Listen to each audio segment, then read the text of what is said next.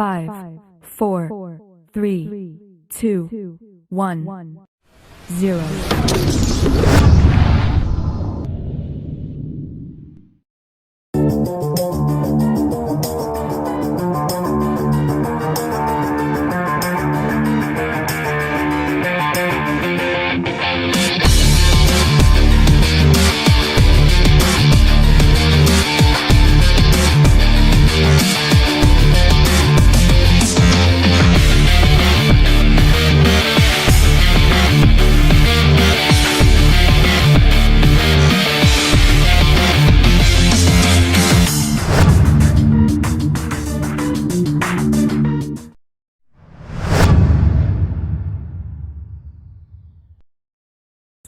Five, 4, 3, 2, 1, 0.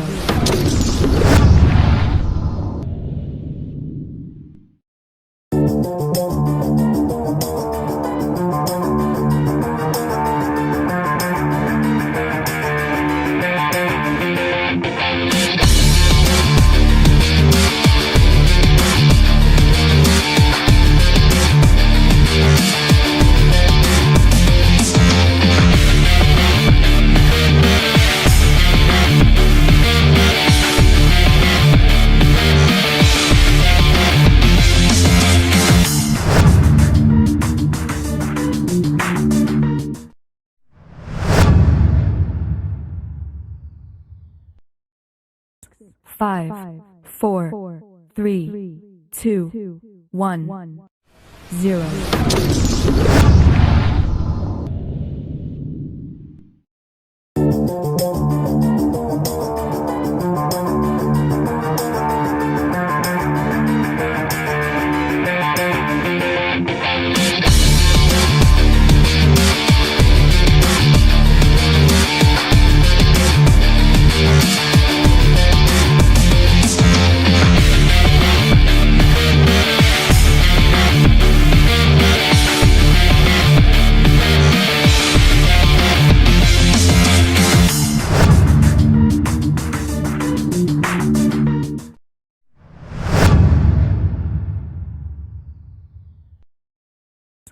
5, 4, 3, 2, 1, 0.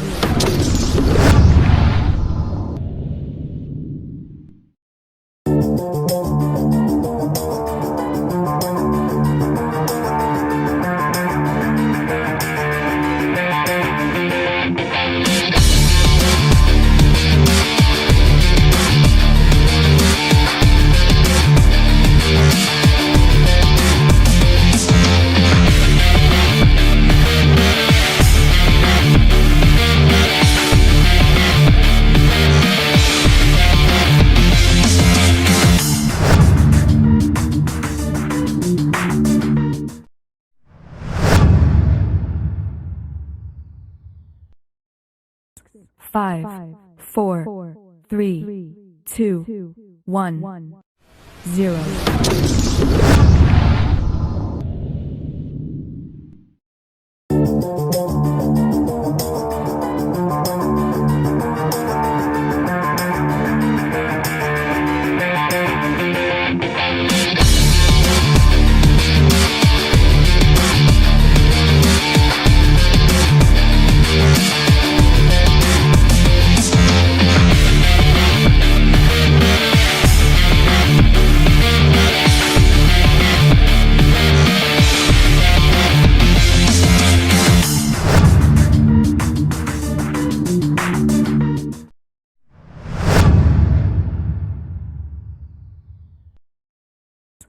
5, 4, 3, 2, 1, 0.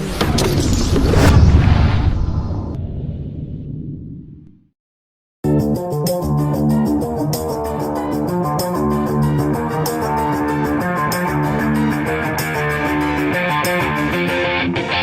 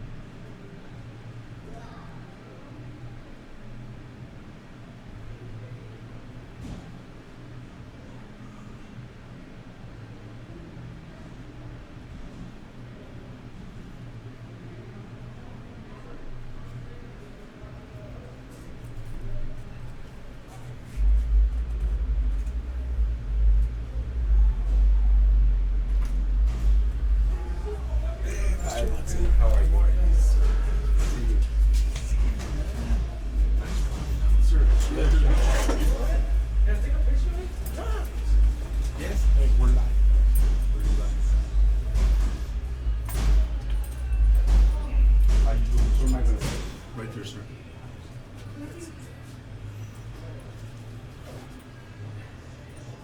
Awesome. Better get the mangoes. And if I can.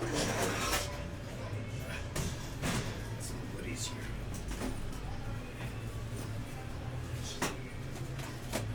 You guys put it in.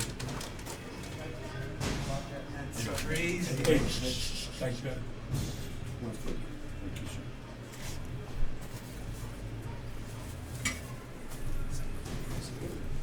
T-shirt, cap.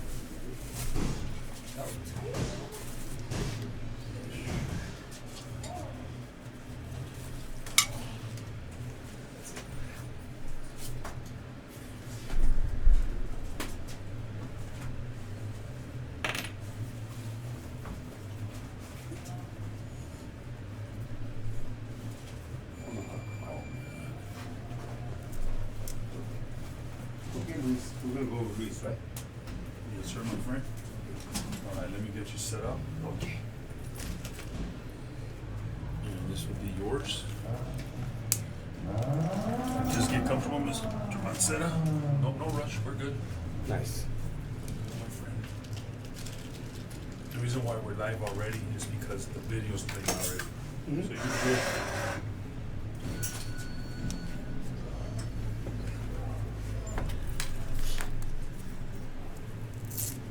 Test 1 2. Test 1 2. Test 1 2. Test 1 2.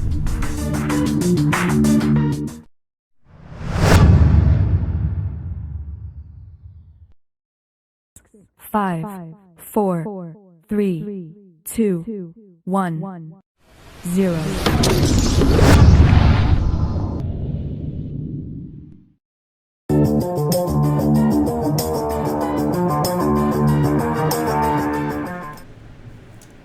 Hello, everybody. Welcome to another edition of Web Boxing 101. How you doing, fight fans? Hope everybody's doing good on this beautiful Thursday, May the 16th, 2019. And like always, we are coming to you by way of the installations of Warriors Edge Boxing Gym Promotions. And you know what, guys? It's a podcast, first of its kind, live streaming inside an actual boxing gym, transmitting while kids are training and sparring. Ladies and gentlemen, how raw does that get? And folks, this show is loaded tonight. The show doesn't get any bigger than this. Tonight on the show is none other than the WBC's representative of political affairs, Mr. Ray Mancera. A very good evening to you, sir. Thank you for having me. Thank you, sir. It's an honor to have you here, sir, at Warriors Edge Boxing. And thank you for being on the show. It's an absolute honor. Thank you, Luis. And by the way, thank you so much for having these type of podcasts throughout the nation. Of course, in El Paso, I think you're one of a kind. And it's boxing. The common thing that we always hear is that, well, it's my father always loved boxing. Somebody, my grandfather always watches it. And my question is, and what about you? Are you following the tradition? So thank you, Luis, for helping all those the new generation know about boxing, keep them up to date, and that's exactly what you're doing. You're continuing the great tradition of our padres y abuelitos. Well, I thank you, and it coming from you, Mr. Mancera, it's an honor, man. It is, and you know what? We're trying to just keep it real, man, and I'm trying to, like you say, the millennials, the new generation, introduce them to boxing. And the reason why we even brought a podcast like this is because there has never been a podcast.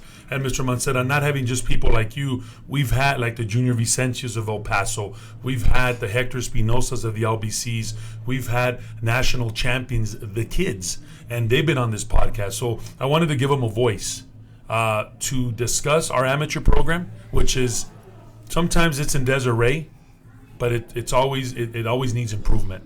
And then, of course, we got the pros. So, Mr. Mancera, just to give you an insight, this is a family gym. Me and my beautiful wife run it. My 3 kids also are here. We opened this gym because of my kids, and from there it just exploded. And this gym is family-oriented. And I have great people. My friends are here just because it's just something that brings us all together every day, every night.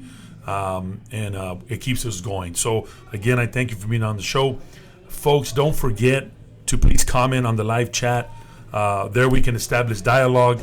YouTube it on the column and just type in your question. Just drop us a hello. And also, if you miss any of our Pat podcasts, go into podcast Web Boxing 101, and we can talk. You can see the recorded and all of that. Something new in our podcast that we'll do every other week. We'll ask a question for my live chatters and bring up hot topics, and we'll run it through the podcast, and we will discuss it on your response. And if our guest of honor want to chime in, he can chime in as well. Today's question will be, what changes should be made to our local boxing commission or to the USA Boxing program? Again, what changes should be made to the local boxing commission and to our USA Boxing program? I want to do and before we even get started and get this loaded show on the road, I just want to give a shout out to all my law enforcement people, Border Patrol agents up in Sierra Blanca and all the sectors. You guys are doing a magnificent job. All my law enforcement officers, the El Paso County Sheriff's Office, the El Paso Police Department, all my first responders. A big shout out to you guys, man. Thank you for listening to the show. But you know what, folks? Thank you for the service that you do to keep us safe. El Paso is the safest city because of you guys. Thank you so much. Me being a 22-year veteran of the El Paso County Sheriff's Office, I know what it takes to be out there, folks. It's always a war and we're in battle, but thank you so much. And also a big shout out to all the kids at the Children's Hospital that are battling and fighting horrible diseases and illnesses. That, my friends, they are the true fighters. They are the true champions that every day they fight to live. So God bless them, and a big shout out to them. So the neutral corner, guys, we're going to discuss some USA Boxing issues as well. We got some upcoming national events as well. The Eastern Qualifier, that's going to be in Columbus, Ohio, October the 5th through the 12th. We got some fighters from Warriors Edge Boxing that are going to be out there. The National Champions Olympic Trials as well in Lake Charles, Louisiana. That's going to be December 8 and 15. And in case you didn't know, Warriors Edge Boxing is going racing. That's right, Warriors Edge Boxing is going racing. The 2019 Texas Sprint Car Series is going to get underway in Albuquerque, coming down all the way to El Paso, Texas. Warriors Edge is going boxing. As you see on your YouTube TV, we got pictures of the race car with the logo Warriors Edge on the side. We are delighted for the Shure Racing team and to sponsor that. Well, folks, we are just getting started. Like I said, we got Mr. Ray Mancera on the show. Mr. Mancera, it's a pleasure to have you. And you know what? I've always heard about you, but I've always seen you on the TV, or friends have told me about you. But just to have you here is so real, man. And then you brought so much stuff. You brought that green belt that we dream about. Kids dream about that belt when they see it on TV. It's just awesome, man. Thank you again for being here with us, man. No, thank you. Tell us about yourself growing up in El Paso, Mr. Mancera. Yes, actually, I was born in Juarez. And at a very young age, my parents came over, and I went to school here from, it used to be called San Juan. Now it's called Hawkins School. Wow. And there's a San Juan gym there. Yeah. And I went from that place to Ross, and then Burgess. Total cultural shock, because we went from the Hispanic area to the Lower Valley, huh? Yes, to the güeritas and güeritos, and I had to learn, make sure to stop eating a little bit of frijoles to let my tongue loose, and so I went to Burgess High School, graduated, went on to graduate from the University of Texas at El Paso with a bachelor's degree in business administration. Mr. Mancera, you're a true El Pasoan. Yes, you are. You are Bowie Bakery. You are Chico's Tacos. You are that star on the mountain. You're a true El Pasoan that's always giving back to his community. Thank you. And I don't know if you knew, but we had Sin Cara last week. Yes. We had the WWE, yes. And he graduated from Burgess. Yes. My wife's from Burgess. Man, we got a lot of Mustangs here. I'm the only Bellarian here, man. I know you're from Bel Air, too. And I saw something about the soccer stadium, Sin Cara. The soccer stadium, Sin Cara. Yeah, you went up to the UK, but it was an honor to have it. But you know what, Mr. What makes it so special is that he's from El Paso. Yes. And that's so awesome. That people are telling me, wrestling? You're gonna have a wrest? Yes, the man, the myth, Sin Cara was he's an awesome individual. But it makes it so special because he is from El Paso, Ciudad Juarez. We are somebody, and we're a force to be reckoned because we're true El Pasoans. And people can leave, go work somewhere else, but they'll come back because El Paso is El Paso. That's right. There's something. It's the water. I figured it out. No, it's just we're a very accepting community. We are an accepting community. They call Fort Bliss the mother-in-law of the Army, because so many folks that come into Fort Bliss, inevitably they find our daughters and sisters and the beautiful Mexican women that we have, and they just fall in love with them. Yeah, I mean it's the true roots of El Paso, and it's something's in the water, right? Yeah. He's from Burgess too. Are you? Yes. That's my wife. She's the Hi. producer. Good. Yeah. So you grew up Burgess. You went into Ross, and tell us, how did you get involved with boxing at a young age?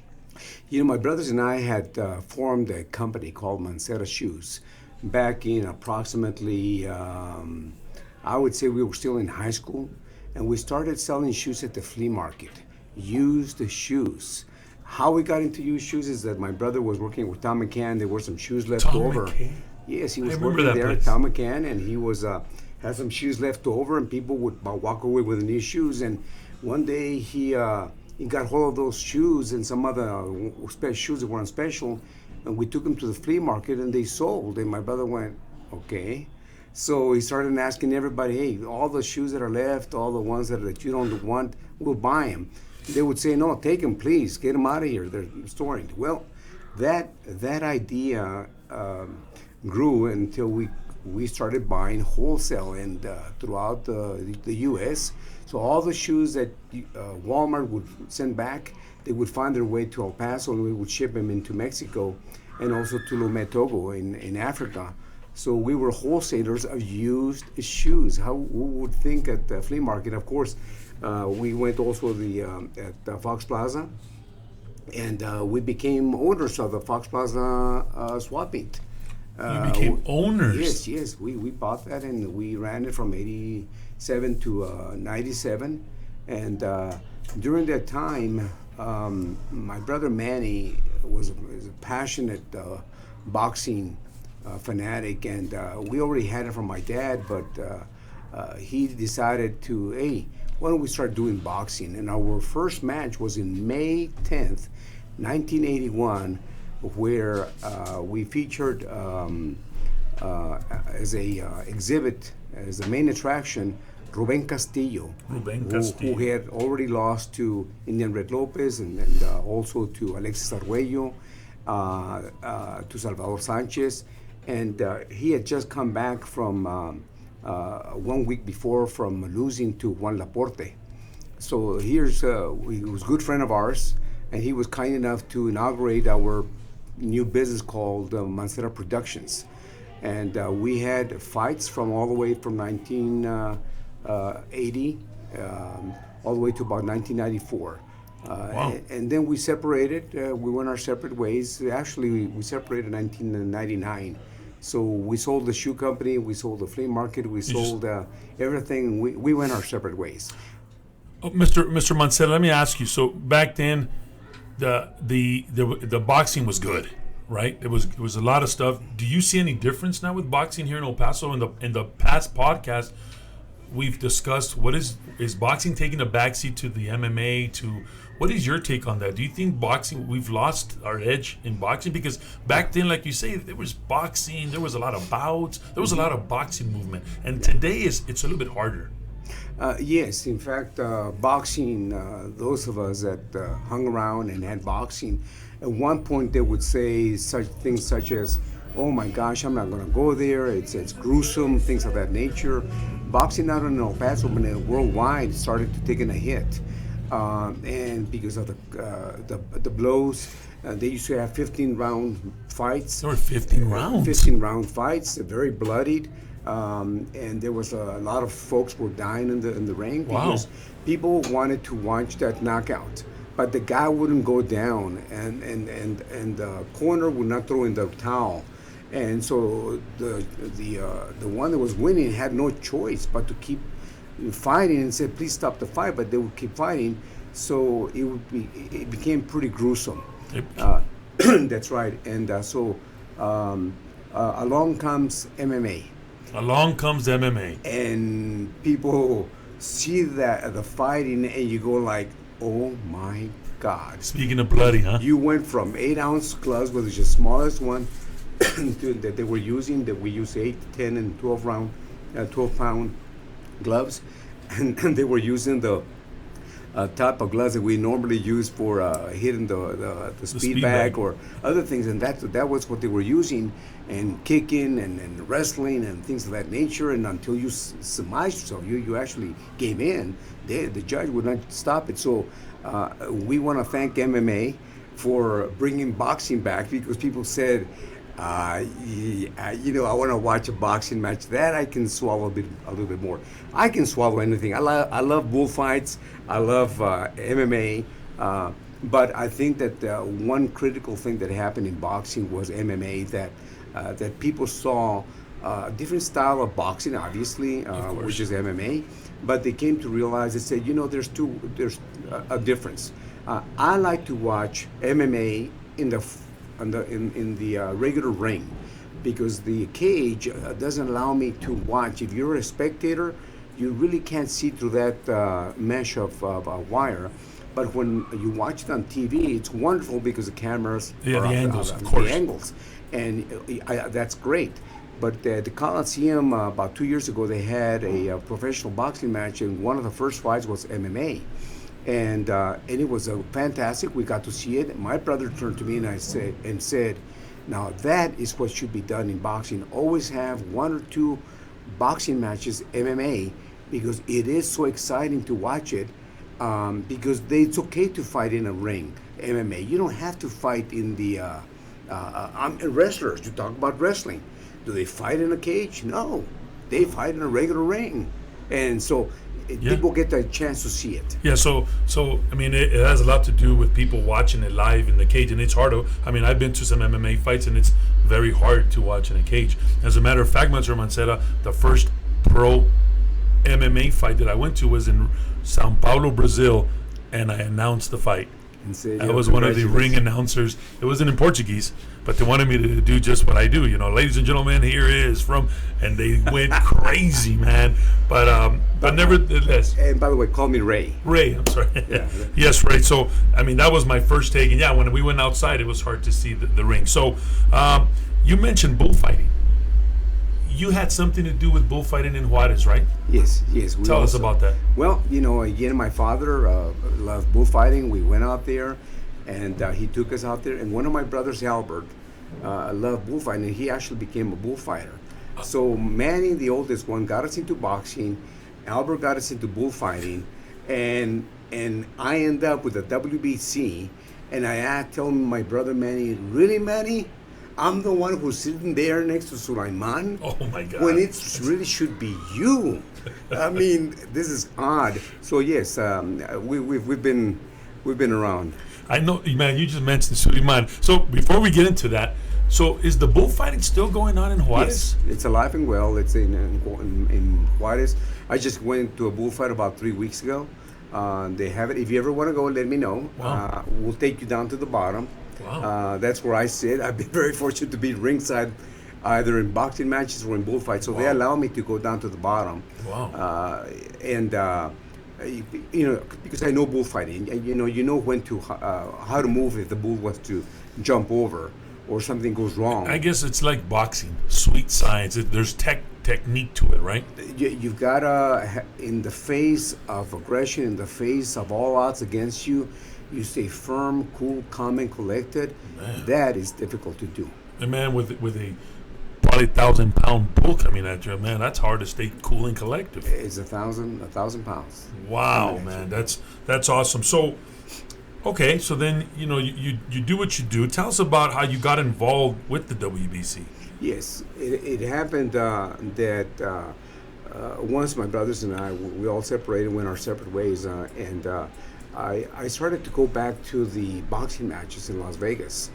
And so I was out there, and every time, I don't know why I have this habit of walking around, always with a suit and with a briefcase. So I'm a businessman. You are a businessman, Mr. Mancera. And so I used to always go up and find my way down to the bottom. I don't know why people don't stop me and tell me, well, excuse me, where's your badge?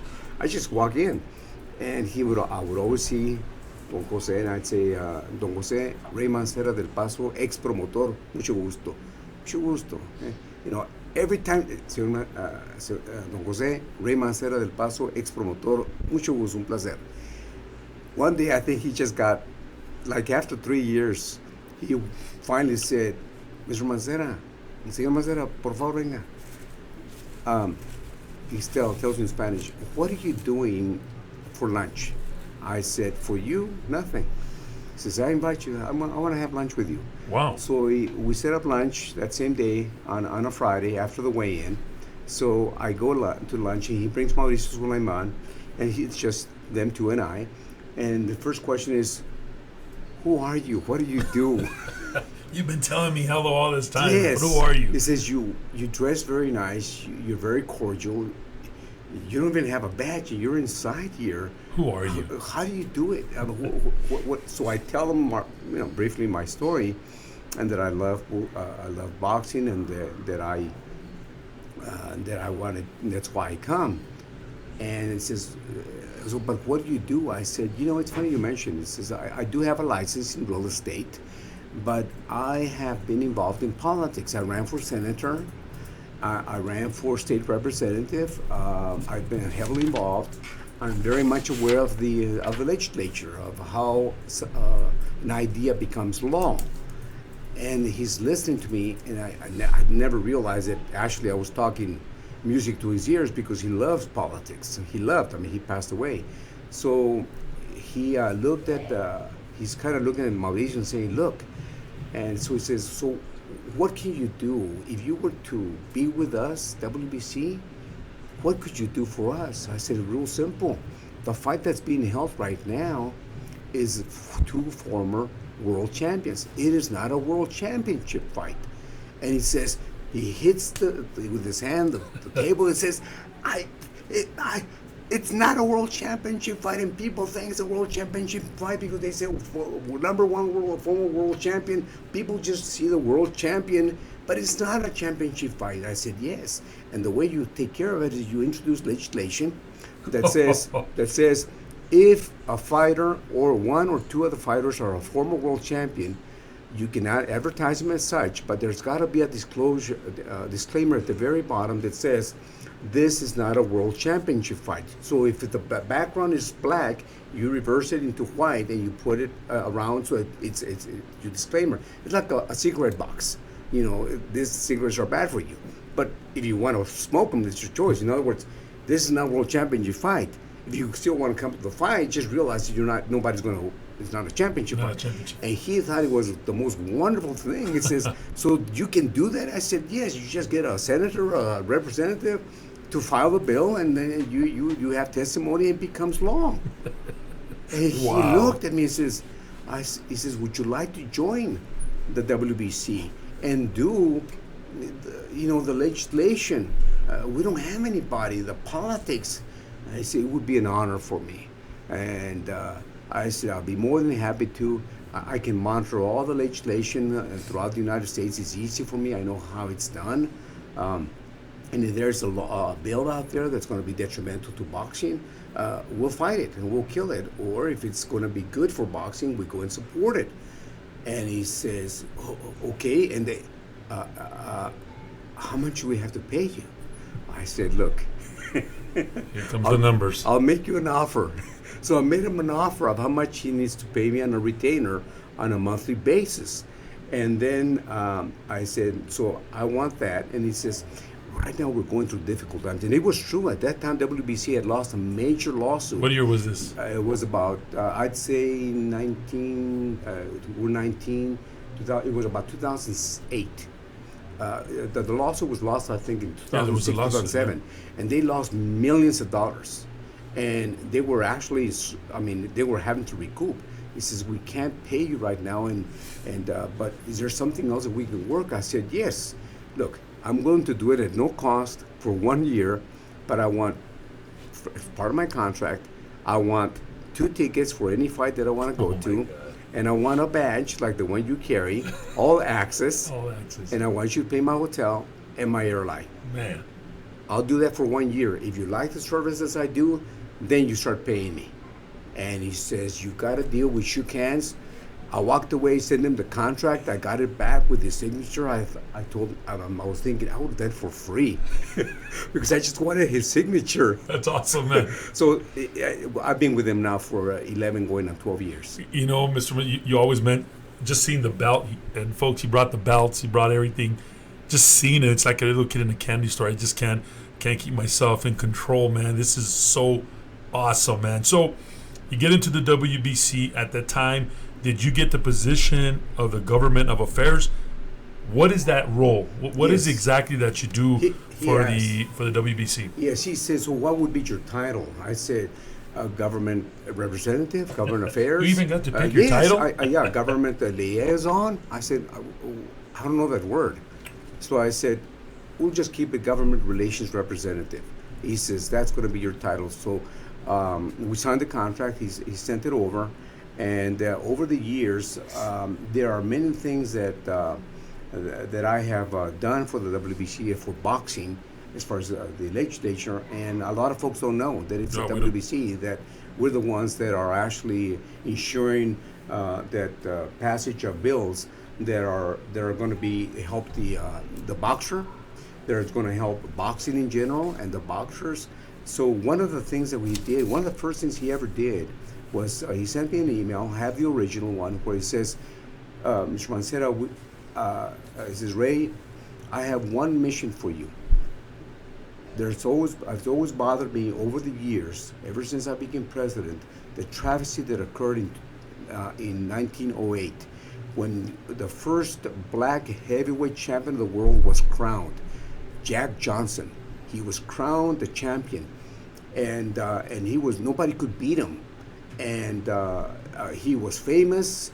He was almost bigger than Muhammad Ali, and because Muhammad Ali himself says there's no greater champion than Jack Johnson.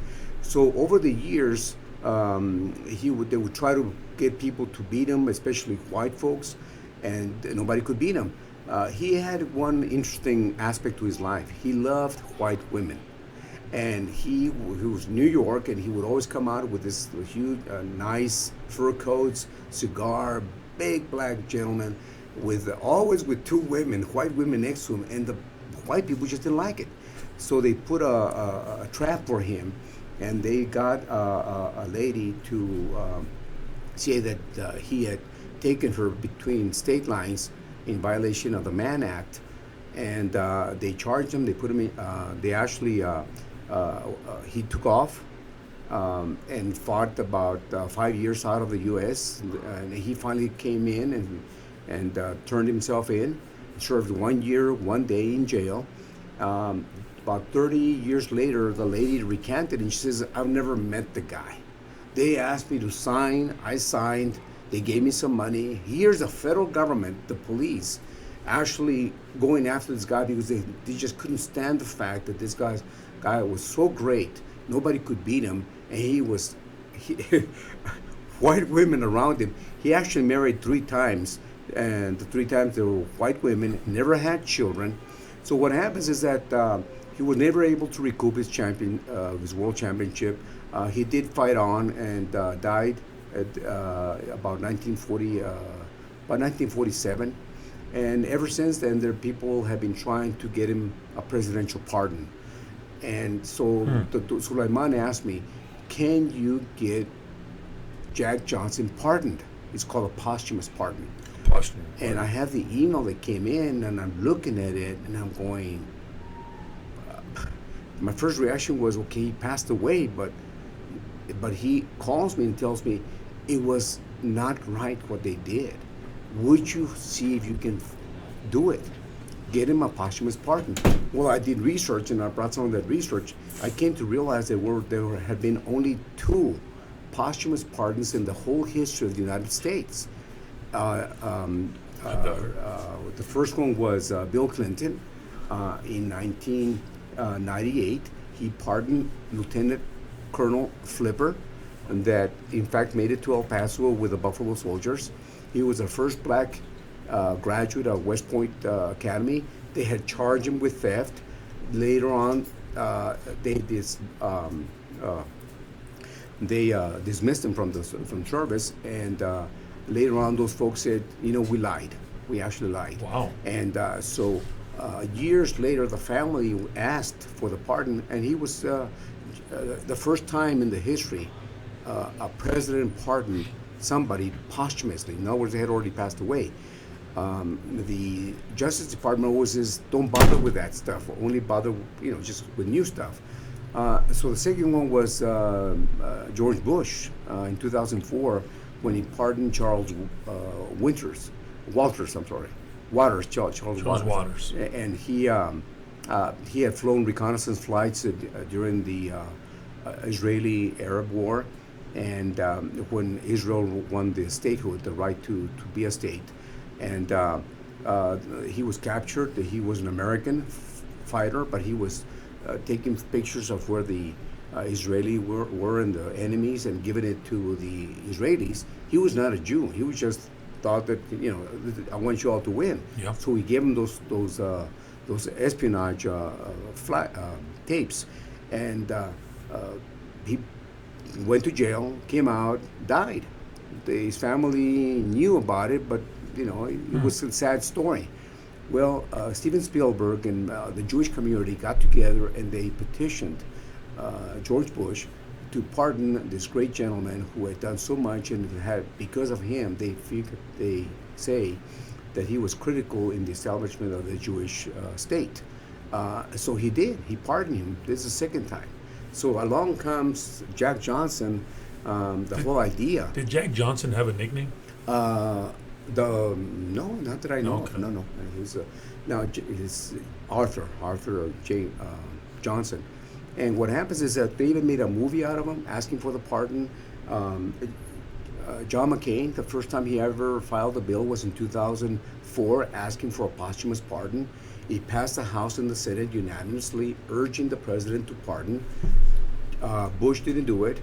And then he comes out, Obama comes in, and every 2 years, John McCain and Harry Reid from Nevada, two titans, a Democrat and a Republican, and then Peter King, from New York, a Republican, and on the Democratic side it was Jesse Jackson. They would always petition, they would always pass the resolutions asking for the pardon, and it would never occur. So we were holding our breath when Obama was ready to leave, saying, "Lo va a hacer," right? He's going to do it, of course. His brother. His brother. And we were so saddened that he didn't pardon him. Well, fast forward about 5 months after Trump becomes president, Sulaiman is having dinner with Sylvester Stallone, and in passing, Sulaiman mentions about the pardon and about Jack Johnson, and Sylvester Stallone says, "Hey, I know that story." He says, "Well, Obama never did it, Bush never did it. My dad, it was very important to everybody." He says, "I'll ask Trump," and he did. And we find out through a tweet that he actually was going to pardon. Now, all this time I had found the descendants. I identified them. I had made sure it was them. I put together the chronology of Jack Johnson to the president, who was who. And her name's Linda Haywood, out of Chicago. And I had been in touch with her for about 8 years. And one day I do call her and said, "Linda, are you sitting down?" She says, "Yes." He says, "Why?" He says, "There's a chance that Trump is going to pardon Jack Johnson. I'm just letting you know because it may happen, and I need to ask you, if it does, will you accept the pardon? Because you and I know I had to ask that question, right? Because of Trump and her being black." Of course. And she says, "Ray," she says, "Ray, I don't care who pardons my uncle, as long as my uncle's name is restored, I don't care." And I said, and it happened. And I brought you, if you wouldn't mind, that's the actual copy of the resolution. Just show it right there. Of the resolution executive grant of clemency, Donald J. Trump, President of the United States, and where he actually pardons Jack Johnson. Of course, there's his signature. Wow. It's a full and unconditional pardon, and it's by Donald J. Trump, signed by Donald J. Trump, executive grant of clemency. That is so surreal. Now, and of course, I had Linda Haywood autograph it for me. And it says to Ray Mancera, smart, funny, considerate man who came with me in this journey. My eternal gratitude to you, Linda Haywood. That is so cool, Yeah. man. And as you guys saw it, we're also on Facebook Live through the Trigeminal Neuralgia Facebook page, and I just want to give a shout out to everybody that suffered from that terrible illness, trigeminal neuralgia, just bringing an awareness to that illness. And just bring light of it as well. We're going through that, and we're doing a live feed. I want to thank everybody that's on tune. We do have live chats, Ray. Ladisladio Vicencio says, Ray, thank you for your contribution to web boxing and sharing your boxing expertise with us. Good to hear you, my friend. And he also said boxing will never be upended by MMA. That was from Junior Vicencio.